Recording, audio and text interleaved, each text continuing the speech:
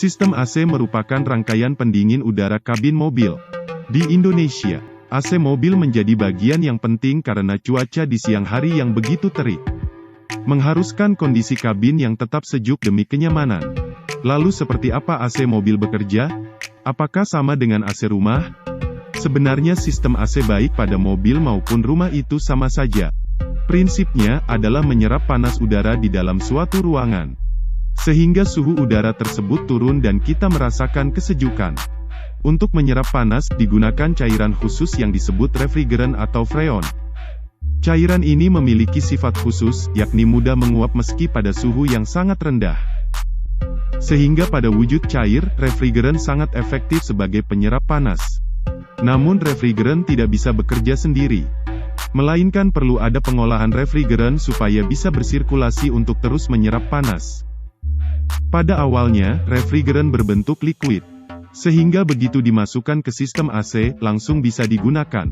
Namun setelah dipakai satu kali untuk menyerap panas, temperatur refrigeran naik dan wujudnya berubah menjadi gas. Sehingga perlu ada sistem untuk menurunkan temperatur refrigeran serta mengubah wujudnya kembali menjadi cair. Refrigeran yang berubah kembali menjadi cair digunakan lagi, dan itu membentuk sebuah siklus. Perpindahan panas adalah prinsip dari sistem AC. Lebih spesifiknya, sistem AC memindahkan panas dari udara ke media atau sebaliknya. Perpindahan panas dari udara ke media berlangsung pada komponen yang bernama evaporator. Itu menghasilkan udara kabin yang sejuk. Sementara perpindahan panas dari media ke udara digunakan untuk mendinginkan fluida. Itu berlangsung pada kondensor. Kita akan awali penjelasannya dari kondensor yang mampu memindahkan panas dari refrigeran ke darah. Kondensor bekerja seperti radiator yang mampu mengeluarkan panas dari dalam fluida. Kondensor tersusun dari dua tangki, pipa-pipa pendingin dan kisi dari logam. Kisi-kisi yang terbuat dari logam ini berfungsi untuk memperbesar luas penampang, sehingga lebih banyak panas yang bisa dikeluarkan. Di belakang kondensor juga disediakan extra fan. Fungsinya untuk menghembuskan udara agar melewati kondensor.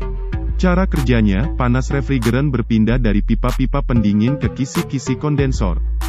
Lalu extra fan menghembuskan udara ke arah kisi kondensor, sehingga panas refrigeran yang sudah berpindah ke kisi kondensor dapat diserap oleh hembusan udara tersebut, sehingga akan menurunkan temperatur refrigeran dan terjadi pengembunan. Namun, ada masalah lain.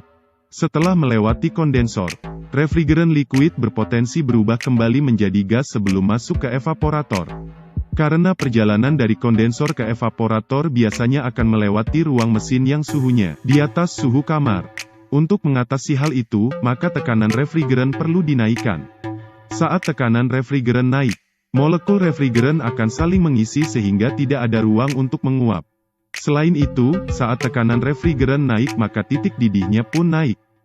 Kita tidak perlu menghembuskan udara dengan suhu di bawah 5 derajat Celcius untuk mengembunkan refrigeran.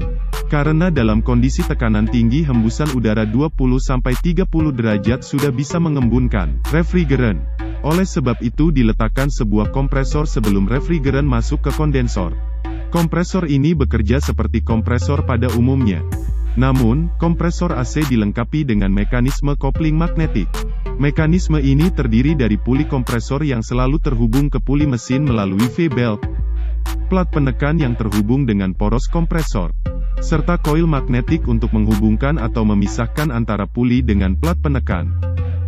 Kopling magnet bekerja dengan memanfaatkan gaya elektromagnetik yang dihasilkan dari koil magnetik. Gaya elektromagnetik tersebut akan menarik plat penekan yang berbahan dasar logam, sehingga plat penekan menempel dengan puli kompresor. Hal ini menyebabkan plat penekan ikut berputar sesuai putaran puli. Saat tekanan refrigeran mencapai batas maksimal, suplai listrik pada koil magnetik akan dihentikan, sehingga gaya elektromagnetik hilang, dan plat penekan terbebas atau terpisah dengan puli kompresor. Kinerja kompresor ini berlangsung secara otomatis. Refrigeran cair bertekanan tinggi dialirkan ke evaporator untuk menyerap suhu udara kabin. Namun, apabila tekanan refrigeran di dalam evaporator tinggi, maka refrigeran tidak bisa menguap alias tidak bisa menyerap panas.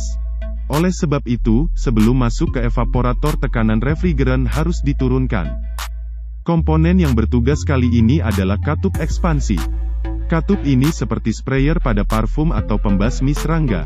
Katup ekspansi akan menyemprotkan refrigeran bertekanan tinggi ke dalam pipa dengan ukuran lebih besar. Bulir-bulir refrigeran itu masih berbentuk embun, namun karena menempati ruang yang lebih luas maka tekanannya turun drastis. Kemudian refrigeran mengalir ke evaporator. Evaporator juga hampir sama seperti kondensor, tapi fungsinya berkebalikan. Kalau kondensor digunakan untuk membuang panas refrigeran, evaporator justru dipakai untuk menyerap panas. Di belakang evaporator juga terdapat blower yang akan mensirkulasikan udara kabin agar melewati evaporator. Panas udara yang melewati evaporator akan diserap refrigeran, sehingga udara yang sudah melewati evaporator menjadi dingin. Wujud refrigeran yang awalnya berbentuk bulir embun, juga berubah menjadi uap. Uap refrigeran ini memiliki temperatur lebih tinggi. Untuk menurunkan suhu, maka refrigeran perlu dipompa lagi ke kondensor. Dan siklus itu berulang lagi dan lagi. Ada satu lagi komponen tambahan, yaitu filter. Filter ini berfungsi menyaring refrigeran dari kotoran dan uap air yang terbawa. Biasanya filter terpasang di antara kondensor dan evaporator. Jadi kalau kita runtun dari awal, kompresor akan memompa refrigeran sehingga refrigeran bergerak dan tekanannya meningkat. Kemudian suhu refrigeran diturunkan di dalam kondensor, sehingga wujud refrigeran berubah menjadi cair. Refrigeran cair tersebut diturunkan tekanannya oleh katup ekspansi dan langsung masuk ke dalam evaporator. Di dalam evaporator, refrigeran digunakan untuk menyerap panas udara kabin. Refrigeran yang sudah digunakan berubah bentuk menjadi uap dan suhunya juga meningkat sehingga perlu didinginkan kembali oleh kondensor sehingga refrigeran kembali dipompa oleh kompresor. Begitulah siklus AC terutama pada mobil. Subscribe channel ini karena masih banyak animasi yang akan kita bahas.